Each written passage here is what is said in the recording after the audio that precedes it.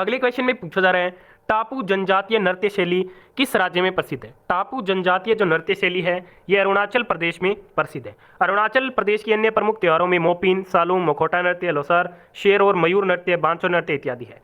और Namdapha national park जो काफी फेमस है और बार बार एग्जाम में पूछा जाता है, ये भी अरुणाचल प्रदेश में ही स्थित है। नेक्स्ट क्वेश्चन में पूछा जा रहा है टैकल पॉइंट का संबंध निम्नलिखित में से किस खेल से है। तो टैकल पॉइंट का संबंध कबड्डी से है। राइडर और स्ट्रगल इत्यादि भी कबड्डी से ही संबंधित है। कबड्डी में 7 खिलाड़ी होते हैं, ये खेल 40 मिनट का होता है। फुटबॉल खेल 90 मिनट का होता है और हॉकी का खेल कितना होता है, 60 मिनट का होता है। नेक्स्ट क्वेश्चन में आपसे पूछा जा रहा है निम्नलिखित में से कौन सी नदी अरब सागर में नहीं गिरती है। तो स्वर्णरेखा, महानदी, कृष्ण, कावेरी, गोदावरी, गंगा। ठीक है, ये क्या है, अरब सागर में नहीं गिरती है। अरब सागर में गिरने वाली प्रमुख नदियों में कौन कौन सी है, नर्मदा, ताप्ती, भारत पूजा जिसे पोनानी भी कहा जाता है। अगले क्वेश्चन में आपसे पूछा जा रहा है कि मौलिक कर्तव्य के अंतर्गत कौन सा अनुच्छेद कहता है कि माता पिता या संरक्षक 6 वर्ष से 14 वर्ष तक की आयु वाले अपने यथास्थिति बालक या बालिकाओं के लिए शिक्षा के अवसर प्रदान करेंगे।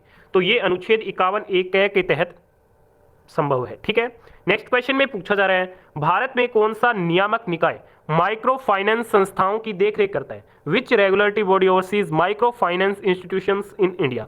तो ये करता है Reserve Bank of India, RBI. ठीक है, तो आरबीआई इस क्वेश्चन का आपका बिल्कुल राइट आंसर रहेगा। नेक्स्ट क्वेश्चन में पूछा जा रहा है किस वर्ष में जॉन अलेक्जेंडर न्यूलैंड्स ने परमाणु भार के क्रम में व्यवस्थित रासायनिक तत्वों की अवतीर्णता का प्रस्ताव देते हुए अष्टक के नियम की एक नई अवधारणा प्रतिपादित की थी। तो ये की थी 1865 में। ठीक है, इसके अलावा कोशिका की खोज 1665 में रॉबर्ट हुक ने की। जीवित कोशिका की खोज 1674 में ल्यूएन हॉक ने की थी।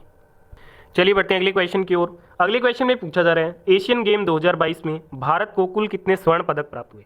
टोटल 28 स्वर्ण पदक प्राप्त हुए। ठीक है, टोटल हुए थे 107 जिसमें 28 स्वर्ण, 38 सिल्वर, 41 ब्रॉन्ज हुए थे। और कॉमनवेल्थ गेम 2022 में भारत को टोटल 61 पदक प्राप्त हुए, 22 गोल्ड, 16 सिल्वर, 23 ब्रॉन्ज। ठीक है दोस्तों, नेक्स्ट क्वेश्चन में पूछा जा रहा है कि जनगणना 2011 के अनुसार देश में जनसंख्या वृद्धि दर कितनी थी। तो ये थी 1.64%। दशकीय वृद्धि दर थी 17.64।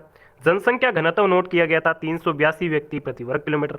लिंगानुपात था 943। हाईएस्ट किसका था, हाईएस्ट लिटरेसी रेट था केरल का। ठीक है, अगले क्वेश्चन में पूछा गया बृहद कथा कोश नामक पुस्तक के लेखक कौन है। तो बृहद कथा कोश नामक पुस्तक के लेखक हैं हरिसेन।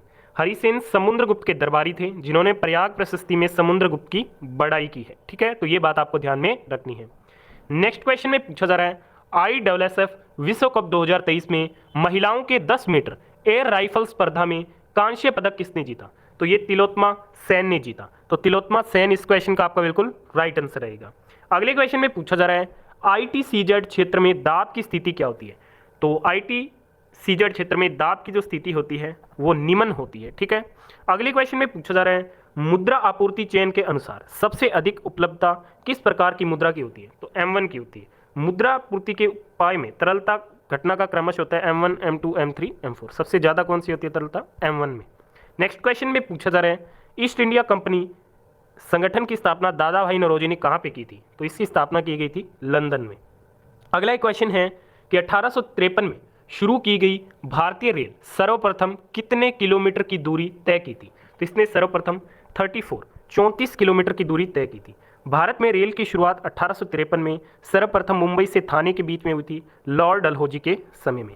डलहौजी के समय कुछ प्रमुख घटनाएं घटित हुई जैसे हड़प नीति, वुड डिस्पैच इत्यादि।